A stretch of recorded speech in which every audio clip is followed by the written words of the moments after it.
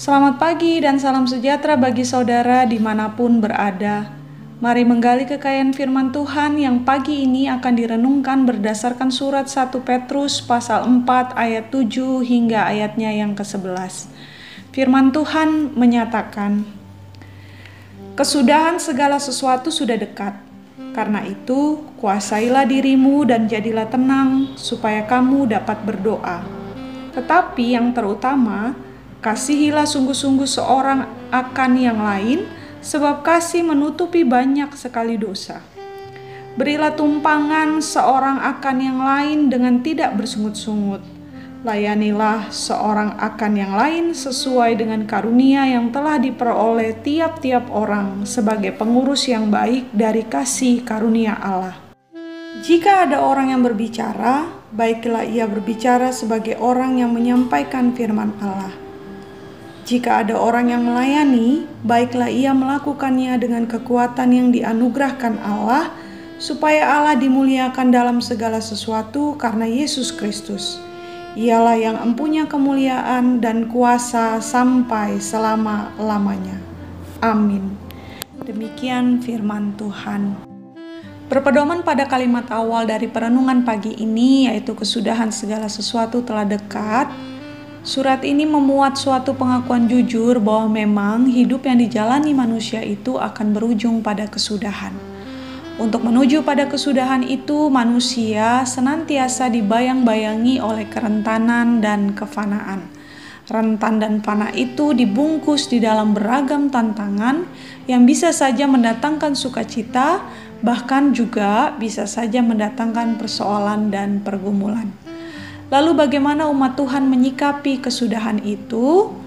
Maka firman Tuhan melalui surat Petrus yang pertama ini, khususnya pasal 4 ayat 7 hingga 11, memberikan beberapa catatan bagi kita selaku umat Tuhan. Catatan yang pertama, mari menjaga kewarasan dengan berpikir sehat sebagaimana yang tertulis pada ayat 7.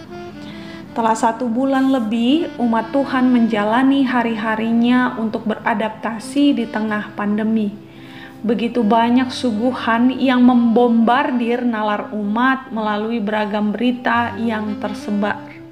Maka pada situasi inilah sangat diperlukan bagi manusia untuk berpikir sehat dan tenang demi menjaga kewarasan. Mengapa sehat dan tenang? Sebab sehat dan tenang sangat berguna bagi manusia untuk mengontrol dan menguasai dirinya sehingga tak mudah jatuh. Oleh sebab itu, firman Tuhan melalui surat Petrus ini memberi saran praktis bagi umat Tuhan yang pada saat ini menjalani masa beradaptasi di tatanan baru.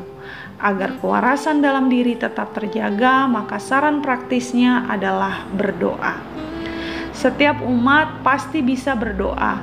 Jikalau ada yang mengaku bahwa dirinya tak bisa berdoa, sejatinya bukan karena tidak bisa, melainkan masih belum fasih memilih kata dalam menyusun kalimat doa. Mengapa berdoa? Karena doa adalah nafas hidup orang percaya kepada Tuhan. Doa selalu jadi sarana umat berkomunikasi dengan Tuhannya agar diberi kekuatan menyelami ketidakmengertian dalam hidup sekaligus memaknai tentang segala sesuatu yang dikatakan telah dekat itu.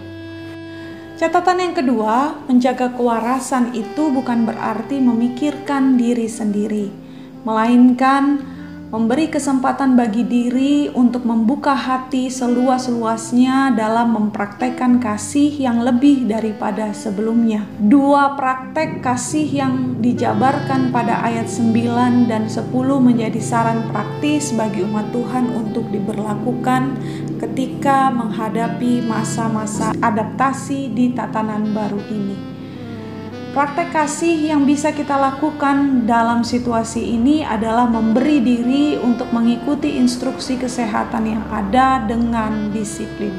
Di satu sisi bukan hanya sekedar mendukung upaya pemerintah saja, melainkan lebih kepada tindakan kasih yang hendak kita wujudkan sebagaimana yang Tuhan kehendaki melalui firman-Nya. Kiranya firman Tuhan ini memberi ketenangan dalam diri saudara dan menopang aktivitas saudara dan keluarga hari ini. Amin. Mari berdoa. Bapa Maha Kasih, hidup kami yang telah Engkau anugerahkan ini adalah suatu kesempatan. Namun kami akui bahwa tak mudah untuk merespon dan menjalani kesempatan itu, sebab di hadapan kami selalu akan ada ketidakramahan yang hadir dan menantang kami. Oleh karena itu ya Bapa, betapa kami berharap pada penyertaan-Mu saja yang memampukan kami untuk menjaga pikiran kami agar tetap waras, yakni sehat dan tenang dalam mempraktekkan kasih yang Engkau kehendaki. Sehingga dalam praktek kami diluputkan dari tindakan yang melukai hati Tuhan, bahkan tindakan yang melukai hati setiap ciptaan-Mu. Dan dalam hidup bersama dan berdampingan ini, kami dimampukan memuliakan nama Tuhan. Amin.